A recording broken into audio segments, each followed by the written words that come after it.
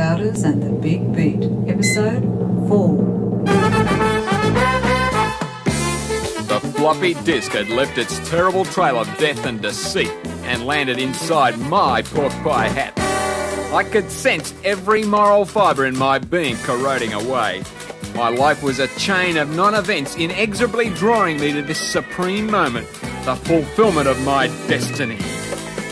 No more Bexx Powders hustling 8 cents a word. The world could kiss my ass to the tune of 1 billion fish before I'd part with Opium for the Masses. Oh, halt! Let's skip the preliminaries, boys. What do you want? The lads and me just seen the curious sight of 3 bodies falling from yonder bridge. So? It's a free country, isn't it? Then who comes climbing down but Mr. Nosy Parker Powders himself? Oh, that. You know how it is, the way the world's going. Some friends of me got up a suicide pact, but I backed out at the last moment. My governor wants to see you. Chill. On my way to write him a letter. You tell him. No, you tell him. I'm still looking for the disc. Right now, about face! Well, how the hell you think I feel jogging across town with 3 skinheads? Regrettable, my dear Mr. Powders, but you see, I simply had to get in touch. Have you found the disc? Well, I'll tell you, Chill. Could you top up my drink? Thanks. I'm very close to the disc. The late Ljke Pearlhibbits and his secretary gave me an excellent lead, and I expect to clean up soon. So thanks for your hospitality. I'll give you a ring in a day or two, and get some new cigars. These are stale. You're not leaving? Ah, my dear Chill. Reviews to write, opinions to air. You are not leaving. I'm not? 4B2, frisk him. Hey, now cut that out, you ape. Not my belt. No, you can't have that. You can't have the hat. I'll fight you for the hat. Ooh, that's lovely. Here, what's this in your coat pocket then? Well, Gov, it looks like your little disc. Yes, oh, Opium, oh, welcome home. I'll write a little song tonight, I'll write a little song. Oh, yes, I will, I know I will. I can see this is an emotional reunion for you, Chill, so I'll just skidoo with my pork pie hat. Oh, Governor, I gave that hat to young Jim on account of it's his birthday. Is not Chillwins also gracious to his minions? Come here, young Jim. Go on, do as the Governor says. That's a good lad. Happy birthday, young Jim. You may keep the hat, and here's a treat. Go out and play the latest war game. Ooh, thanks, Gov.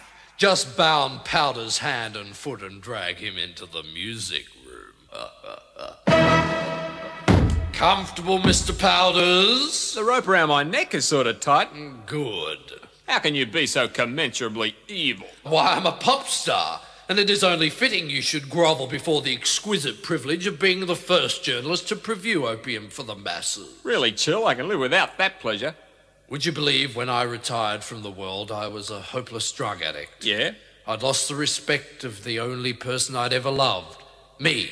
But when I developed opium, all of that changed. You mean the fiend who created OFTM is its biggest abuser? 3 minutes a day keeps the doctor away. Well, I, for one, am disillusioned, you solid gold piece of slime. You make me puke. I insert the disc in my Fairlight. I press the button. The autobiography of Jake Pearlhibbits. All film rights reserved. People know me as Jake the P, mega buster producer with the Teflon nasal passages. But like a lot of folk in this great business, I began in used cars. This cacophony? The late Jake pulled a Swifty, boss. I'll ask you once, and very sweetly, where is my floppy disk? I don't know, Chill. Pity. This Goldfender guitar was presented to me by my legion of fawning fans, and I'm going to use it on every bone in your miserable body until you tell me where the disc is. Now, do you have anything to say? Is that guitar gold or just plated? Gallows humour, Bexx. Well, I couldn't tell him one of his mindless skins was wearing OFTM for a hat, could I? Besides, I just plain didn't like Mr. Chill Wins no more. Could I have the question again? You have taunted me enough! I shall enjoy this. Hold it! There's a married princess and her 9 brothers standing behind you, Iceman. And you expect me to... Hey! What is the meaning of this intrusion? We won't be very long, Mr. Wins. Hello, Bexx. Darling, bring your knife? Of course, silly. Well, cut me loose, kid. I've got some unfinished business with Chill. Bexx, you know when you left this morning I was very, very upset. Careful with that knife. Well, I ran down to the demolition site and told my brothers everything. About us? Uh-huh. And Titch said, what did you say, Titch? That the invidious fella must die. Right. Ritual death by crushing routine. Yes, but I said it was all right because we were engaged. Well, of course it's all right. I love big families and would be honoured to call your brothers my brothers.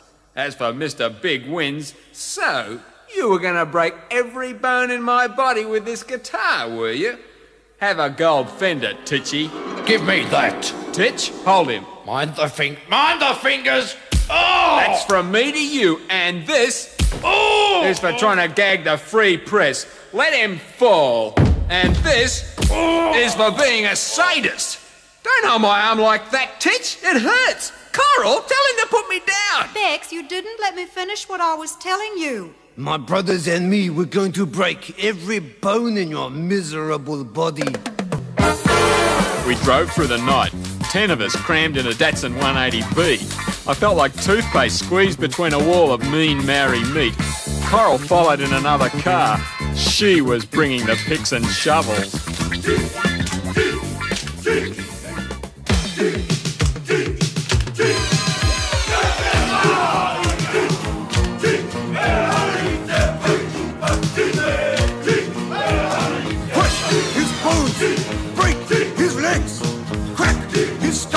Like soft boiled eggs. Come on there, to try. Come on there, to try. Come on there.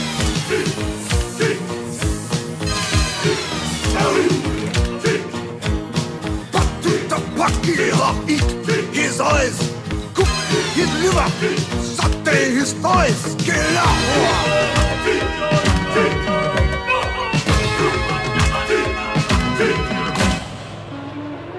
Well, for the love of reggae, brothers, don't do this to Brother Bexx. Ain't no poor only honky, no brother of mine, no way. But Brother Titch, is that any way for a family to act, brother? The fact that you're crazy as well as dangerous don't win you no special compensation for despoiling a princess, white shit.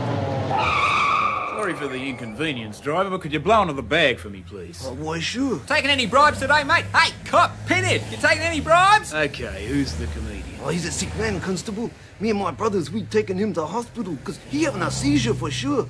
He put his woman on her face and even his dog. He got something real bad. Maybe contagious too. What's he doing on the streets? Hey, mate, taking any bribe today? Steal from some police boys, did you? Righto, everybody out of the car. Oh, now, Constable, you don't want to get upset over such a thing? Come on, spread those legs. Hands on the bonnet. You and you. Get out here too. Get your filthy white paws off my fineries, pig. How's that again, Gollywog? Go for it! Oh, my God, it can't be. Up to it, you dumbass Aussie! Sheila.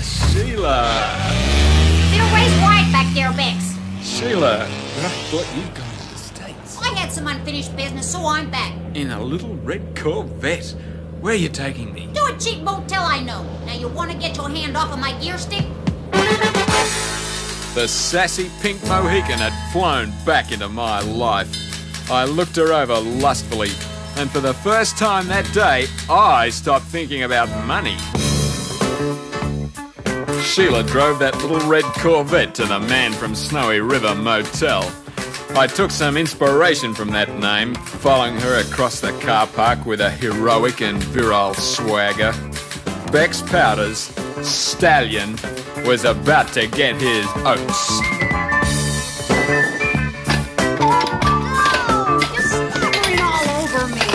You mad Sheila, dog! I love you. No! I want you. I need you. Well, so much for foreplay. Let's get in the sack, lover. Keep your shirt on, Bexx. God, your jeans on too. Ah, kinky, eh? Bexx, this is a .38 caliber pistol modified for a .45 frame. Fires tombstone bullets and a ball and chain. Hey, I don't need no domination, baby. Oh, sit down or I'll blow your face off, punk. All right, tough chick. Listen up, 'cause I'm not a one for speechifying.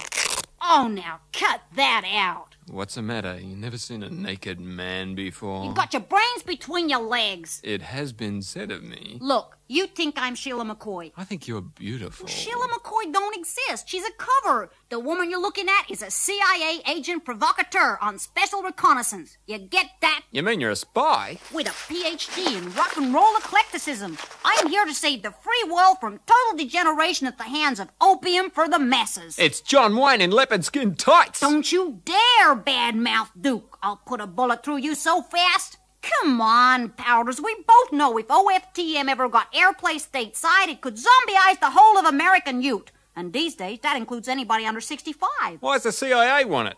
We recognize that there are certain countries whose sole business is the exportation of terrorism, where an endogenous opium activator might prove a useful tool in the eradication of atheistic communist totalitarianism, paving the way for benevolent dictatorships, free democratic elections, and in time, a McDonald's in every suburb. I ask you as a responsible citizen of a friendly nation, currently under review, to kindly get dressed and assist me in the recovery of the so-called floppy disk. Don't patronize me with your instant patriotism. I'm a bronzed Aussie. Can you people pay me? Yes. How much? $5 million US in a Swiss bank account. Sheila, I'm yours. Drop the gun, Sheila, or I'll cut you in two. Oh, God, no. Not you. You two know each other? Sure, summer spy school 82. She was an exchange student. I was voted most likely to deceive. You two, Coral, are a spy. The romance was just a cover, Bexx. I'm a dedicated agent of the Royal New Zealand Secret Service on a top-secret assignment. To get the floppy disk! Really, I'm not at liberty to say. But where is it? What do you Kiwis want it for? If I knew, which I don't, I could say to ring our fair islands with an invisible non-nuclear deterrent to possible aggressors. Bexx, I'm truly sorry to do this, but I have to shoot you. Oh my gosh, I'm dead! You stupid flea bite, you killed him! No, I haven't. That was a pellet of quick-acting truth serum. He'll revive in a moment. There's still no reason for screwing my assignment. Your assignment? Yeah, months living in dugouts with faded pop stars, listening to their boring stories, smoking dope, and watching all-night TV. Oh, God, how I love my country. Oh, listen, Snowy White. I had to sleep with Bexx Powders. Twice. Where am I? What happened? What's your name? Bexx Powders. How do you earn your living? What's happening to me? I'm a bullshit artist. No, that's a secret known only to me. What have you done to me, you pair of vipers? Where is the floppy disk, Bexx? I can't, It's... Don't resist, Bexx. It's in my Bexx, what are you saying? It's inside my pork pie hat. Oh, bang! Where's his hat? He was wearing it this morning.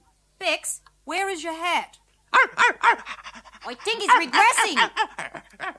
Dear, I was afraid of this. The man's an habitual liar. His system's so traumatized by telling the truth that... I think you got a dead one. Oh, shit. Well, we might as well go through his pockets for clues. You ever used that truth serum before? We did some experiments on sheep. That rotten coral had killed me, all right. I looked at my body laying there naked on the floor, unloved, while those two grave robbers went through my pockets. It made me sick.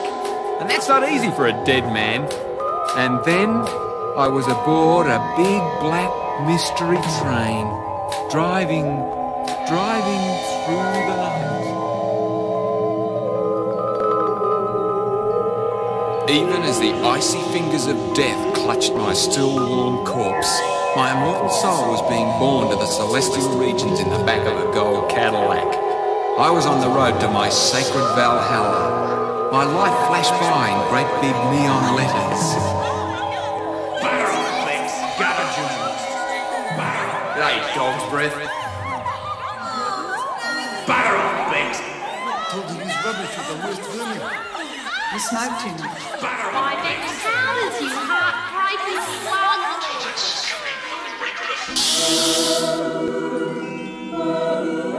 Even as they slandered the good name of Bexx Powders, the Cadillac turned into the drive of rock and roll heaven. It looked just like Graceland's. All money and no class. Just the way I like it. I picked the lock and went inside. I asked Eddie Cochran about his car crash. Buddy Hollybutts wants to talk about his accident. Otis gets offended and says that his death was more tragic and steps on Buddy's glasses. Buddy starts poking him with a cattle prod when Janice Joplin cracks a bottle of Jack Daniels over Jim Morrison's head. Soon everyone's fighting and I grab the chance to slip off and grab an interview with Mr. Number One, the King himself. Hey Elvis! Elvis, it's me, Bexx! Oh, don't be shy. You remember me, don't you? You remember which review? Did I really say that? A bloated tub of lard, huh? You have to get it in context, Elvis. Now that Rockabilly's back in, you're cool again, believe me. Hey, how come they didn't give you back your youthful body? You mean you've got to wear that sequin sausage skin for the rest of eternity? Hey, tough break.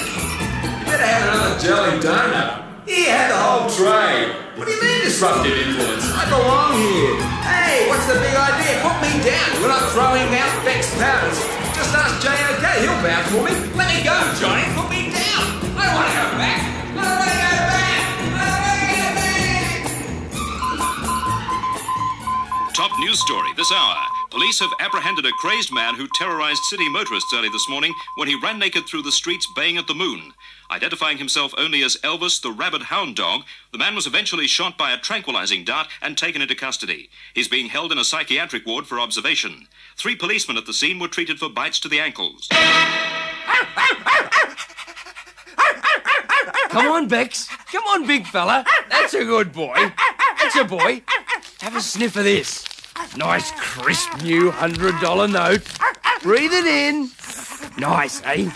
Now, come and have a drink of this. Get a bit of this into you. 8-year-old Scotch, just for you. Give me another sniff of the $100. Oh, come around to your senses. Vince, what are you doing here? I'm arresting you, Bexx. You mean this isn't rock and roll heaven? It's a padded cell, Bexx. Damn, Elvis needs me. I've got to get back. You're not going anywhere. I'm charging you with 3 murders on the Harbour Bridge, a race ride at a booze bus, indecent exposure, and biting policemen's ankles. But Vince, I can explain. Save it for the judge, Bexx, because I'm throwing the key away. And you should think about changing your name. Hold everything. That man is innocent. Jake! You know the prisoner? Yes, and I will swear on the holy book of your choosing that this brave man single-handedly staved off a monstrous extortion attempt on my company. For whatever crimes he's been accused, I'm prepared to go personal guarantor. I think you've dropped something there. Oh, 100 biggies. Oh, no, Sergeant. It must be yours. Why, so it is. Can't afford to throw money around on my pay, can I? All right, Bexx, you're back on the street. Thanks very much, brother. Oi! What? Get your ass back here and push your benefactor. How long have you been in the wheelchair? Oh, not long. What, accident? Yes, a boating accident. I fell from the harbour bridge into a boat, didn't I, Bexx?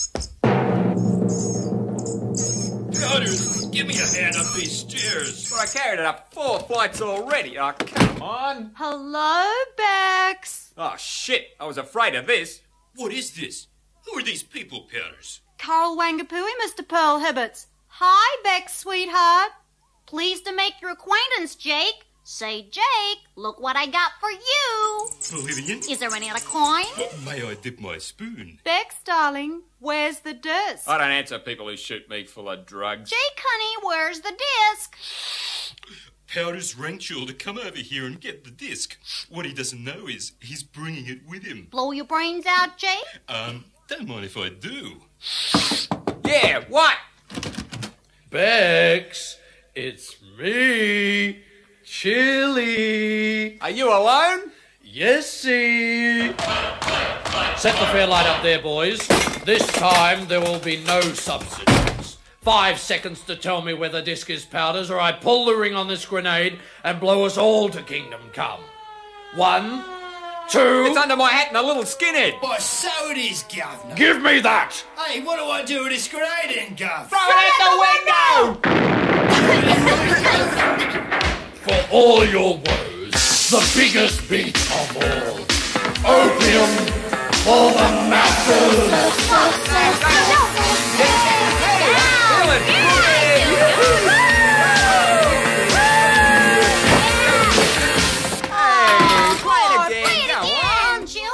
Right, no more party music till the prick who chucked that grenade owns up. Vince! You bloody near deafened me. All right, you're all coming down the station. You've saved us, brother. Hey, how's that? And so, by a quirk, deaf to the odious disc which killed the gobber, Pete Better, Luke Hamilton-Mawley, Mandy Kapinsky, and put Mr. Jake Pearlhibbits in a wheelchair. Brother, the true perpetrator of the endogenous opiates is that man. Chill wins. Preposterous. Why, anyone will vouch for my good character.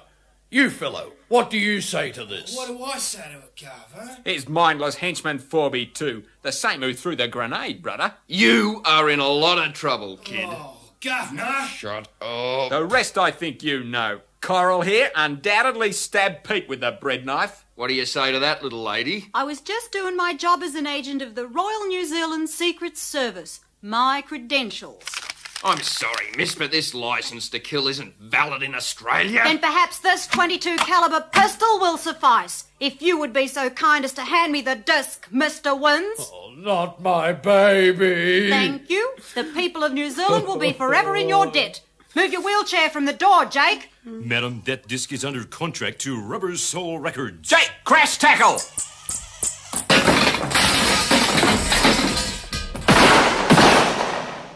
Well, I'll be buggered. What are the odds on that? A stray slug and no one stiffed. I think you spoke to... Chill! Get some water! Get some carpet cleaner! Chill! Oh, don't bleed so much! Oh, it's no good, Bexx. I'm past it. Well, since your number's up, how about a dying confession, Wins? I am guilty of great crimes against humanity. Yeah, but did you kill that punk kid Gobber? Yes. For rock and roll, right, Chill? No.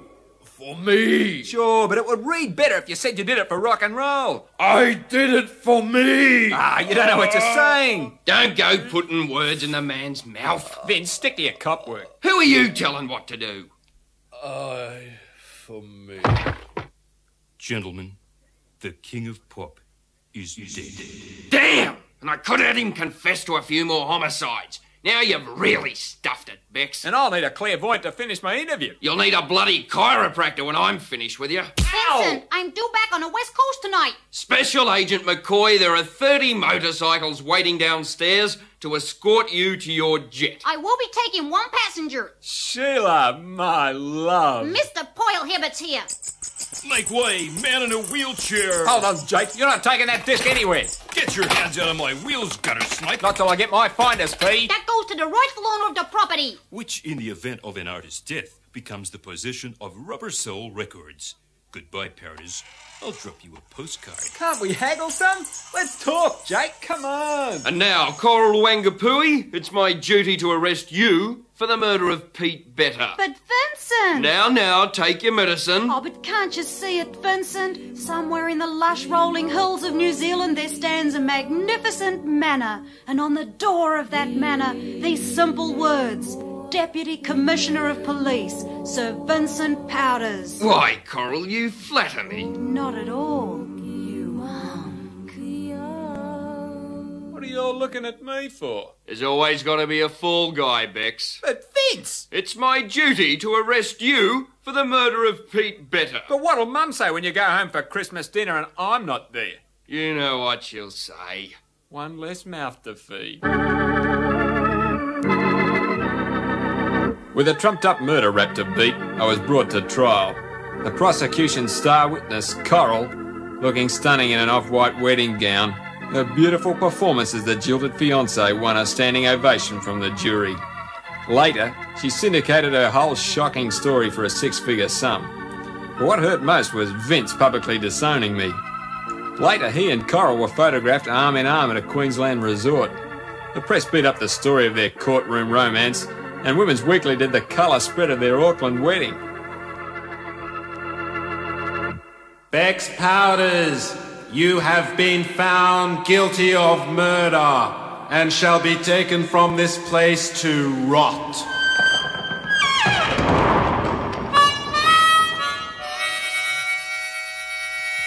In the long hours I spent in my cell, I studied law and lobbied for a retrial. At night, my cellmate Frank tattooed naked women on my biceps. Pretty soon I could make them wiggle. I guess my only intellectual stimulation was following the heated debate my conviction had aroused in the community. Many prominent members of church and state argued that the cold-bloodedness of my crime demanded a return to the death penalty. And the cause of these political moderates was boosted when my mother appeared on a TV talk show and hanged my effigy with a noose she'd knitted especially for the occasion. Things looked bad, but I made light of it, and in no time 3 years had passed. I got runner-up in the prison's annual Mr. Muscles competition. Then one day in spring, Frank, himself a lifer, popped the question. We'd pretty well set ourselves on remodelling the cell and settling down for 30 years, when an unexpected development from outside brought me freedom. It seems the former skinhead 4B2, now a certified accountant, was giving evidence before a Royal Commission in tax evasion. He recalled that at the time of Pete Better's murder, he was about to beat me up. My sentence was quashed and I walked away a free man. Frank died of a broken heart. And now the truth has won out, and the world shall know the real story of the Big Beat on the pages of Rolling Stone. Scuttlebutt. I'm sorry, Bexx, Rolling Stone doesn't run to gutter journalism. Boss, this is the biggest story of my life. Forget it! Why don't you display your tats at a sideshow? That's your final word? Yeah, or maybe the attendant in the Turkish bath. Boss, hand me that phone book. Next I tear your face in two. Printing room, this is the editor. Hold the presses. We've got a story to run. Starring in Bexx Powders and the Big Beat were Duncan Wallace as Bexx Powders, Stavroula as Sheila McCoy, Whangapui as herself, Brad Innes as Chill Wins and Luke Hamilton-Mawley, Giovanni Bernetti as Jake Pearlhibbits, newsreader and slimeline, Cathy Paul as Mandy Kapinsky, Paul Brookes as Brother Titch, Trent O'Keefe as Detective Sergeant Vince Powders, Vic Davies as the editor of Rolling Stone, Pat Malone, The Cop and Dean the Doorman, and Harry Johnston as The Gobber and 4B2. Instruments courtesy of Parlings, harmonica played by blind boy Woy Stephen West, additional engineering by Athol Spraggs and Johnny Ginch. The series was written by Dan McAloon and Toby Creswell and produced by Philip Muscatello and Geoff Overmyer. Any resemblance to persons living or dead is purely for publicity purposes. This has been a JJJ production. Hi, this is Chill Wins, speaking to you live from rock and roll heaven. And I've just talked to Elvis, and he's been talking to Jimmy, and Janice, and Johnny O'Keefe, and we all agree that Bexx Powders will never make it back into rock and roll heaven. He just won't cut it. So Bexx, wherever you are, we're having a good time up here. I hope you rot in hell. You've got to admit, with a name like Bexx Powders, you'd belong in a box.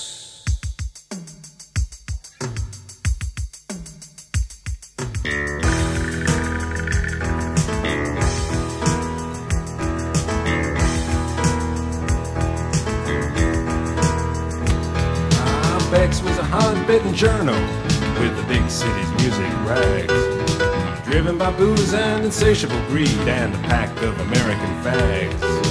Rumors of what he'd done and rumors of what he'd do turned editors grey, kept the work away from the squat down in Woolloomooloo.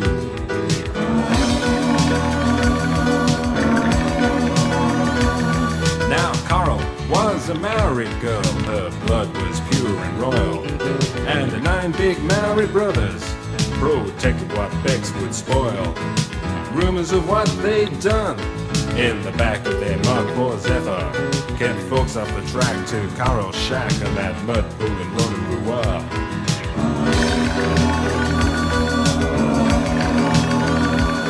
Now Bexx and Carl, they met one day in the front of the Swordfish Cafe.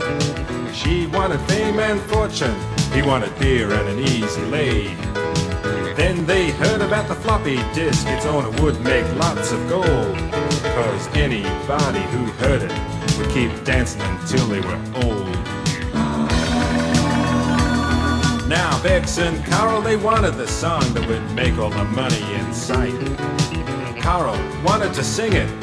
While Bexx had a double pig spread to ride, it made Carl want to murder, and Bexx would go to jail. While the CIA took the song away to use on Latin America.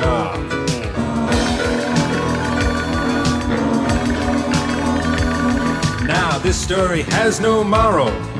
This story has no end. It just shows how people want money, then it drive them round the bend. Rumors of what could be bought with a #1 song on the US charts kept folks on the track of a perfect song that would break 50 million hearts.